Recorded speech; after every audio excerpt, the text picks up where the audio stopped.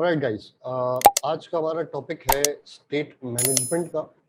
State management में हमें बहुत सारे डिफरेंट ऑप्शंस मिलते हैं फ्लटर में, जिसमें हम एक छोटी सी स्टेट मैनेजमेंट कर चुके हैं जिसको हम लोकल स्टेट मैनेजमेंट कहेंगे। सेट स्टेट्स के थ्रू सेट स्टेट करके हम स्क्रीन को स्टेटफुल विजेट में हम डेटा को प्रोसेस करते थे, उसको याद रखते थे, और सेट स्टेट हमें ये फ़ायदा देता था कि हमारे जो विजेट को वो री रेंडर करता था और स्क्रीन रिफ्रेश हो जाती थी। उसके अलावा हमारे पास बहुत सारे डिफरेंट स्टेट मैनेजमेंट टूल्स हैं जिससे हमें कुछ अलग फंक्शनैलिटी मिलती है सेट स्टेट से। सेट स्टेट की लिमिटेशन ये है कि वो जिस विजेट पे आप यूज करते हैं उसी विजेट पे शुरू होता है, और उसकी चाइल्ड विजेट, अगर मिसाल है कि मैंने पेरेंट विजिट पे दिया है तो उसका चाइल्ड विजिट जरूर इफेक्टेड होगा, वो रिफ्रेश होगा। बट उस पेरेंट विजिट के अगर सिबलिंग है या उसका जो ग्रैंड पेरेंट विजिट है उसको उससे कोई इफेक्ट नहीं मिलेगा। इस सूरत में अगर आपके पास एप्लीकेशन जब बड़ी हो जाती है तो आपको ऐसी सिचुएशंस आती हैं जिसमें आप अपने डेटा को किसी एक सेंट्रल लोकेशन पे रखना चाहते हैं, और आप कहते हैं कि यार जब मैं डेटा को सेंट्रल लोकेशन पे रखूं तो जहां जहां उसको इस्तेमाल करना हो वो इस्तेमाल कर ले। स्टेट मैनेजमेंट एक और फायदा भी देती है। अगर हम इसको इस तरह कहें कि स्टेट मैनेजमेंट में अगर आपने डेटा एक जगह पे रखना हो तो आइए पहले एक एग्जाम्पल करते हैं, और उस एग्जाम्पल को हम देखते हैं कि किस तरह फिर समझेंगे कि स्टेट मैनेजमेंट हमें एग्जैक्टली फ़ायदा क्या देता है। तो let's try that example now. उसके लिए मैं सबसे पहले एक काम ये करता हूँ कि इसी प्रोजेक्ट को मैं क्लीन कर देता हूँ, और मैं डिफरेंट चीज़ें जो हैं वहाँ पे डिलीट कर देता हूँ। मैं सिर्फ फाइल्स डिलीट करता हूँ। मैं नया प्रोजेक्ट बनाने जाऊँगा तो थोड़ा सा टाइम लग जाएगा। Let me remove just files.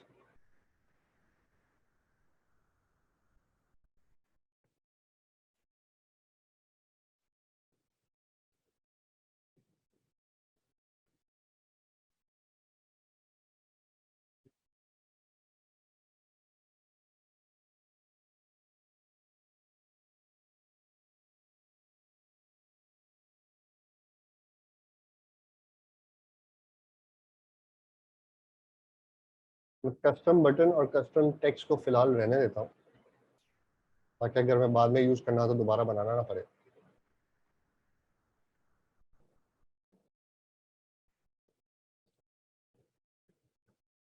Routes भी मैं फिलहाल डिलीट कर देता हूँ।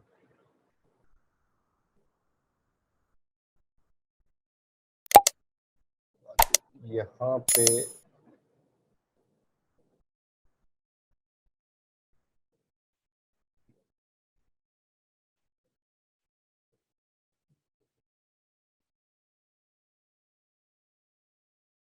हम तो फिलहाल ऐसा करते हैं, और होम में हम बताते हैं एक पेरेंट विजिट। इस पेरेंट विजिट को मैं डमी एक्सरसाइज बना रहा हूँ ताकि आप लोगों को समझ में आए। इस स्क्रीन पे हम एक नई फाइल बनाते हैं इस जगह पे,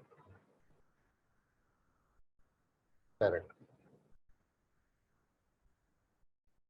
और मैं इसे स्टेटफुल बनाता हूँ पेरेंट। यहाँ तक सब ठीक हो गया।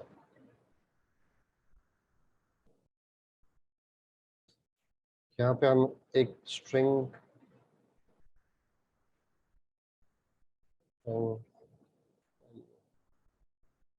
दिस इज पेरेंट विजिट लिख लेते हैं। ऑलराइट, ये हमने कर लिया। उसके बाद हम यहाँ पे एक और बनाते हैं फर्स्ट चाइल्ड, एक कंपोनेंट बनाएंगे।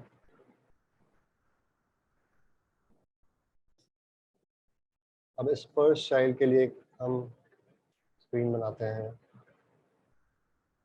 टेक्निकली तो विजेट बनेगा, स्क्रीन नहीं बनेगी। Let me move this here.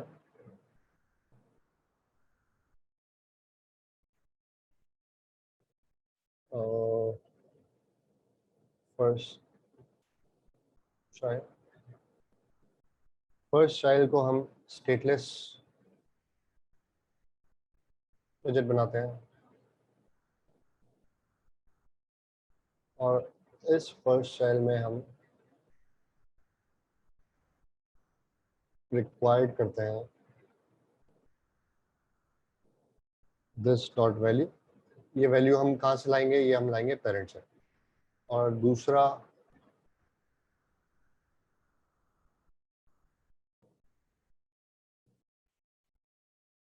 हम बाद में करते हैं, फिलहाल हम इतना ही रखते हैं। फिर हम बनाते हैं ग्रांड चाइल्ड।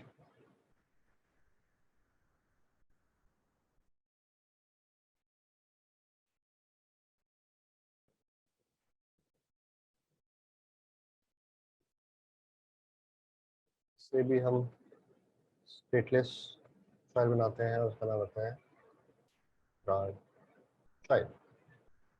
इस ग्रांड चाइल्ड में हम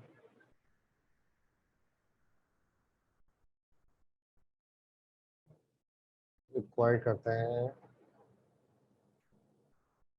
दिस डॉट वैल्यू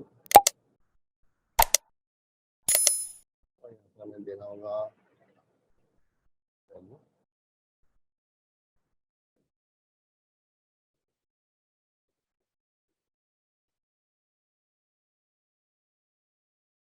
राइट,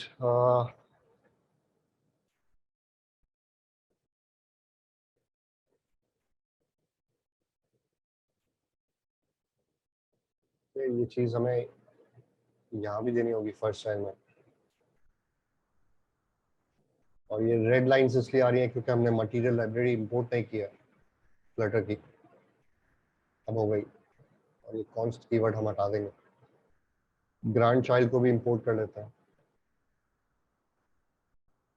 ठीक हो गया। अब ग्रांड चाइल्ड के अंदर हमें ये वैल्यू पास करनी होगी,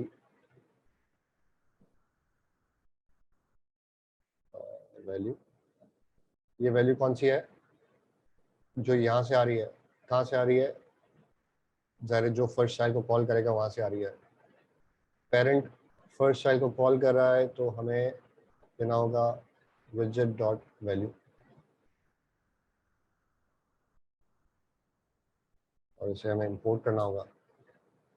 तो हमारे पास वैल्यू यहाँ पे है, ये वैल्यू हमने यहाँ पास की। यहाँ जाने के बाद ये वैल्यू हमने यहाँ पास की और यहाँ पे हम कुछ काम करते हैं, कुछ कॉलम देते हैं और इसे प्रिंट कराते हैं। Column main axis center, children में हम देते हैं टेक्स्ट और यहाँ पे हम देते हैं वैल्यू और थोड़ा सा स्टाइलिंग कर लेते हैं जल्दी से। Text style,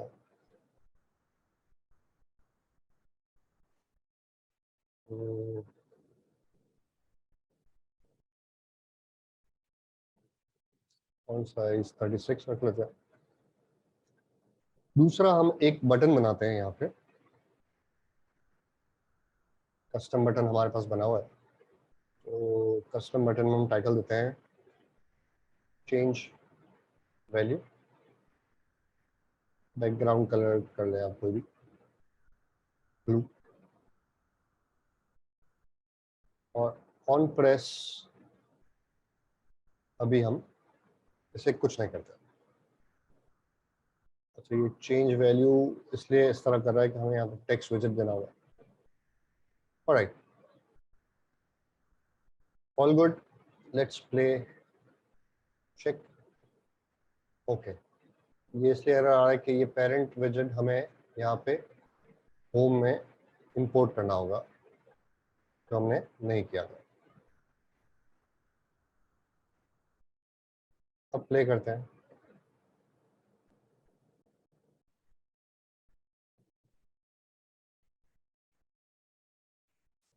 this is a parent विजेट। टेक्स्ट कहाँ से आया? हमने जब पेरेंट विजेट को यहाँ पे चलाया तो हमारे पास एक टेक्स्ट लिखा हुआ था, वो टेक्स्ट हमने इस विजेट को पास किया, इस विजेट ने इस विजेट को पास किया और इस विजेट ने प्रिंट कर दिया। फॉर इंस्टेंस हम चाहते हैं कि ये बटन क्लिक पे टेक्स्ट चेंज हो जाए। अब कैसे करें? चूंकि हमारे पास डेटा अब ये समझ लीजिए कि लोकल बन गया है, अगर हम इसे स्टेटफुल विजेट बना भी दें और डेटा यहाँ पे सेट स्टेट के थ्रू चेंज कर भी दें तो फर्क नहीं आएगा, क्योंकि ये डेटा एक्चुअली पेरेंट विजेट का है जो हम लाते लाते यहाँ तक ले आए। तो ये एक ऐसा प्रॉब्लम है कि जिसके लिए हमें क्या करना पड़ेगा?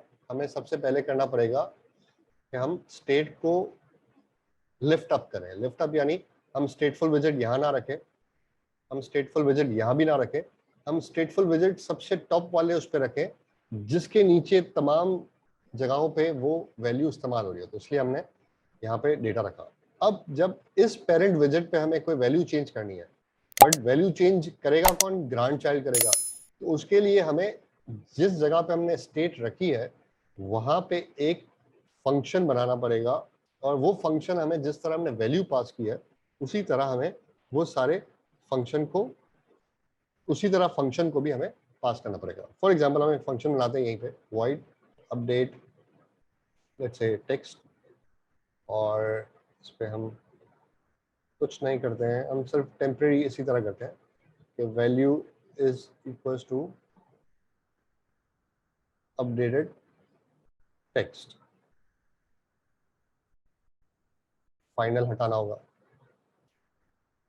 ठीक हो गया। और टेक्निकली हम इसे सेट स्टेट में रखते हैं ताकि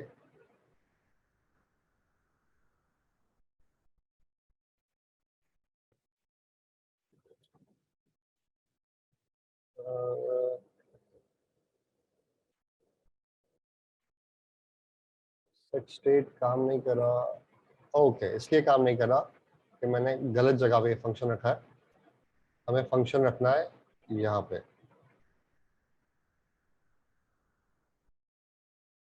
सेट स्टेट, और ये चीज मैं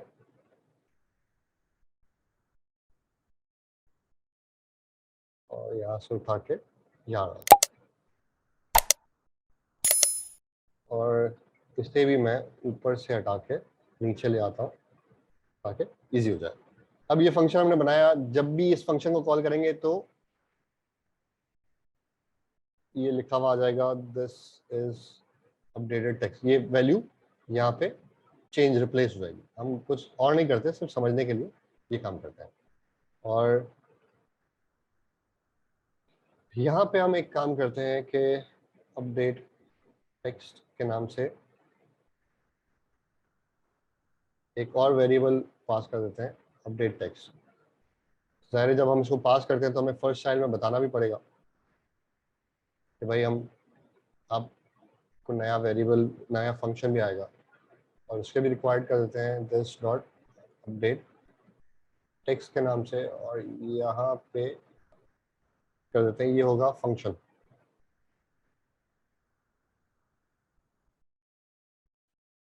कूल।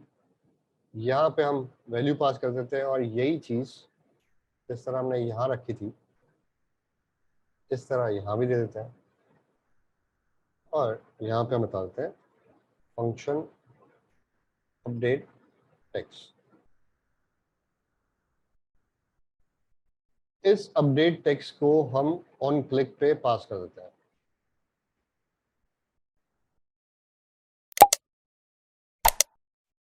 अब जब हम यहाँ पे आएंगे और क्लिक करेंगे,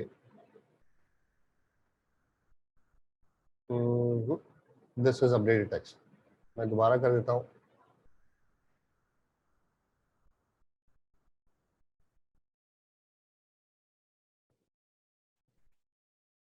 this is parent विजेट।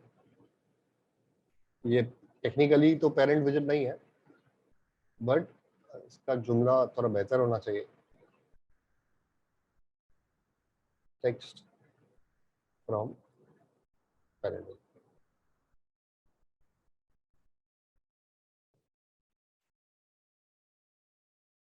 This is text from parent visit, जब इस पर हम क्लिक करेंगे तो दिस इज अपडेटेड टेक्स्ट। अब हुआ क्या, पेरेंट विजिट ने एक वैल्यू बनाई, पेरेंट विजिट ने एक फंक्शन बनाया जिससे वो मेंटेन करेगा, और अब ये टेक्स्ट जहां जहां इस्तेमाल हो रहा है, चाहे इस फंक्शन में डायरेक्टली इस्तेमाल हो रहा हो, प्रिंट हो रहा हो कहीं पे, या हम यहाँ पे ग्रांड पेरेंट में से पास, ग्रांड चाइल्ड में से पास करें वहां करें, तो इसे हम कहते हैं स्टेट लेफ्ट। के हमने यूज तो डेटा को और फंक्शन को करना था ग्रांड चाइल्ड में, बट हमने ऊपर इसलिए रखा कि बिलफर्ज अगर हमें इस लेवल पे भी स्क्रीन पे प्रिंट करना होता या इस्तेमाल करना होता तो हम इसे इस्तेमाल कर सकें। ये छोटे से काम के लिए जिसमें आपको पता है कि ये डेटा इतना क्रूशियल नहीं है कि वो डिफरेंट लोकेशंस पे काम आएगा, तो ठीक है, आप इसी तरीके से इस्तेमाल कर सकते हैं। बट फॉर एग्जांपल आपने एक शॉपिंग एप्लीकेशन बनाई है, जो कि आपको मैंने असाइनमेंट भी दिया था, उस पे जब कार्ट पे डेटा आता है तो कार्ट को मेंटेन करने के लिए, या उसी एप्लीकेशन में जब शॉपिंग की एप्लीकेशन बनेगी फॉर एग्जांपल, तो उस पे डिफरेंट किस्म की स्क्रीन्स पे आप बिलिंग इंफॉर्मेशन भी दिखा रहे होंगे, आप आइटम सेलेक्टेड या आइटम काउंट भी दिखा रहे होंगे, बहुत सारा डेटा ऐसा होगा जो आपने एक्चुअली तो कहीं किसी विजिट से बनाया होगा, रखा होगा, बट डिफरेंट लोकेशंस पे वो इस्तेमाल हो रहा होगा। जब आप डिफरेंट लोकेशंस पे डेटा को पास ऑन करते हैं जिस तरह हमने यहाँ पास ऑन किया, इसमें मुश्किलात आती हैं, इसको अपडेट करना मुश्किल रहता है, और कहीं ना कहीं अगर आपने डेटा मिस कर दिया, कहीं ना कहीं डेटा आपसे चूक हो गई, तो वो डेटा आप यहाँ पे रन टाइम पे एरर मिलेगा और गलत जगह पे आप गलत तरीके से उसे डेटा को दिखा रहे होंगे। इससे हमारी डेटा की हैंडलिंग डिफिकल्ट हो जाती है। तो यही चीज हम इस उसमें सीखा हमने कि भाई स्टेट को हमने किस तरह अपडेट करना है। बट जब हम आगे आते हैं तो जैसा मैंने बताया कि फॉर एग्जांपल हमारे पास पेरेंट विजिट में डेटा मौजूद था, और हमने उस डेटा को डिफरेंट विजिट में जिस तरह जहां जहां पास करना था हमने इजीली पास किया। जिस तरह फॉर एग्जांपल हमारी पिछली एग्जांपल में समझ लीजिए ये पेरेंट विजिट है, ये फर्स्ट चाइल्ड है, और ये ग्रांड चाइल्ड है। ग्रांड चाइल्ड को डेटा चाहिए था, बटन चाहिए था, फंक्शन चाहिए था, डेटा और फंक्शनलिटी हमने एक एक करके उसे पास कर दी।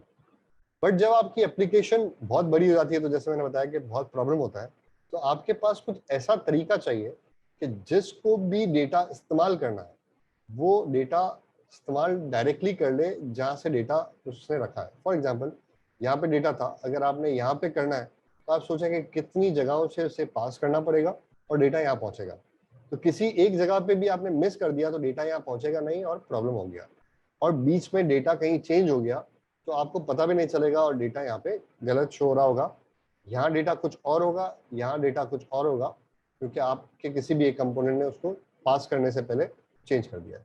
उसके लिए हमारे पास डिफरेंट स्टेट मैनेजमेंट लाइब्रेरीज मौजूद हैं जो हमें ये ईज देती है कि आप डेटा एक प्रोवाइडर के पास, एक ऐसे शख्स के पास या ऐसे विजिट के पास रखवा दें जो अमानतदार होगा आपके डेटा का। वो डेटा जिस जिसको चाहिए होगा उसको अपने पेरेंट विजिट से बात नहीं करने की जरूरत, यानी इस डेटा को जरूरत, इस विजिट को जरूरत है तो वो यहाँ नहीं आएगा, यहाँ नहीं जाएगा, यहाँ जाके यहाँ नहीं पहुंचेगा, वो डायरेक्टली इसी डेटा प्रोवाइडर के पास जाएगा और कहेगा मुझे डेटा दे दो। इनको पता भी नहीं है कि डेटा मांगा गया है, ये डेटा आप चेंज भी नहीं कर सकते क्योंकि डेटा तो डायरेक्टली यहीं से आ रहा है, और जो चेंज होगा अब यहाँ पे होगा और जो जो इसको इस्तेमाल कर रहा होगा उसे चेंज डेटा मिलेगा। फॉर एग्जाम्पल ये वाला विजिट कहता है कि मैं डेटा चेंज करूंगा, यहाँ उसने जैसे ही डेटा चेंज किया खुद ब खुद इस जगह पे जहाँ पे वही डेटा इस्तेमाल हो रहा था वो डेटा चेंज स्क्रीन पे नजर आना शुरू हो जाएगा और स्क्रीन खुद ब खुद अपडेटेड डेटा दिखाएगी। जहाँ पे हम डेटा रखते हैं स्टेट मैनेजमेंट की जबान में उसे हम प्रोवाइडर कहते हैं, डेटा प्रोवाइड करेगा ये, और बाकी जगहें जो जो डेटा इस्तेमाल करती हैं उसे हम डेटा कंज्यूमर कहते हैं। जैसा कि डिफरेंट लाइब्रेरीज की मैंने बात की जिसमें गेटेड है, प्रोवाइडर एक लाइब्रेरी का अलग नाम है, रिवरपोर्ट एक अलग नाम है, रिडक्स है, उसके अलावा ब्लॉक है, और बहुत सारी डिफरेंट लाइब्रेरीज और भी होंगी। एक लाइब्रेरी जो बहुत मशहूर है वो उसका नाम है प्रोवाइडर लाइब्रेरी। प्रोवाइडर लाइब्रेरी का जो ऑथर है जिसने उस लाइब्रेरी को लिखा है उसका नाम है रेमी रोजेलेट। वो शख्स कहता है कि मैंने अपग्रेडेड वर्जन बनाया है प्रोवाइडर लाइब्रेरी का, जिसे मैं रिवरपोर्ट के नाम से उसे इंट्रोड्यूस कराया। उसका कहना ये है कि ये लाइब्रेरी जो है बहुत अच्छी है, काम कर रही है और ये बिल्कुल ख़त्म नहीं होगी, क्योंकि बहुत सबसे पहली लाइब्रेरी कहने के one of the early times में ये लाइब्रेरी आई थी और ये इसने धूम मचाई है और बहुत सारे प्रोजेक्ट्स में वो यूज़ हो रहा है। बट उसने ये कहा कि मैं नई टेक्निक्स के साथ, बेहतर तरीके के साथ मैं एक लाइब्रेरी चाहता था। तो मेरे पास दो ऑप्शन थे, या तो मैं प्रोवाइडर लाइब्रेरी को चेंज करता, या मैंने ये सोचा कि इसको चेंज करना ज़्यादा मुश्किल है, इंस्टेड ऑफ कि मैं एक नई लाइब्रेरी बना लूँ। तो रिवरपोर्ट उसने एक लाइब्रेरी बनाई जो कि आजकल बहुत ज़्यादा यूज हो रही है। अच्छा, जब आप रिवरपोर्ट सीख लेते हैं तो प्रोवाइडर लाइब्रेरी के फंक्शनलिटीज आपको वैसे ही, आप डॉक्यूमेंट पढ़ेंगे और आपको 1 मिनट में पता चल जाएगा कि वो क्या कहना चाह रहा है और उसके फंक्शंस कैसे यूज करते हैं। तो जब आपने ये सीख लिया तो ये तो आपको आ ही गया। जब आप ये सीख लेते हैं तो उसके बाद गेटेट हो, ब्लॉक हो, उन सारी फंक्शनैलिटी, सारी लाइब्रेरीज के फंक्शंस एक जैसे होते हैं, सिर्फ नाम चेंज होता है। फंक्शनैलिटी वाइज सब एक ही काम कर रहे थे, एक डेटा रखेगा, एक डेटा को रिसीव करेगा और डिफरेंट तरीकों से रिसीव करेगा। जब आप ये लेटेस्ट लाइब्रेरी सीख लेते हैं तो आपको कॉन्सेप्चुअली, थियोरेटिकली बाकी सारी लाइब्रेरीज भी आ जाती हैं।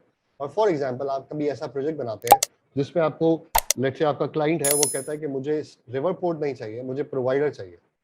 आप इसकी डॉक्यूमेंटेशन पे जाते हैं, चूंकि आपको ये बहुत अच्छा आता है तो आपको 15 मिनट लगेंगी कि आप इसको डॉक्यूमेंटेशन देखते हुए उसको इस्तेमाल कर दें। या आपका यूजर, जो आपका क्लाइंट है, वो कहता है कि भाई मुझे ब्लॉक लाइब्रेरी, जो आजकल बड़ी नामवर लाइब्रेरी है, वो यूज करनी है।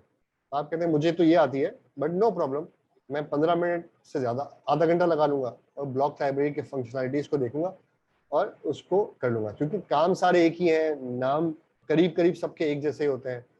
प्रोवाइडर एक ही हो, प्रोवाइडर एक जगह होती है, मल्टीपल प्रोवाइडर्स हो सकते हैं और कंज्यूमर डिफरेंट हो सकते हैं, तो वो भी प्रोवाइडर ही कहेगा, कंज्यूमर ही कहेगा। अगर कोई लाइब्रेरी प्रोवाइडर की जगह पे स्टोर कहती है तो आपको मालूम है कि इसका मतलब यही है कि वो प्रोवाइडर है। और कोई लाइब्रेरी अगर उसको यूजर, डेटा यूजर या कंज्यूमर की जगह पे कोई और नाम देती है तो आपको पता लग ही जाएगा कि यार दो ही चीज़ें हो सकती हैं, एक डेटा रखेगा और दूसरा इस्तेमाल करेगा। तो आपको किसी चीज़ में कोई दिक्कत नहीं आएगी। और इसी वजह से मैंने रिवरपोर्ट को यूज़ किया है, क्योंकि स्ट्रॉन्ग लाइब्रेरी है, इन है, मार्केट में यूज़ कर रहे हैं लोग, बड़े बड़े प्रोजेक्ट्स में मैंने भी देखा है।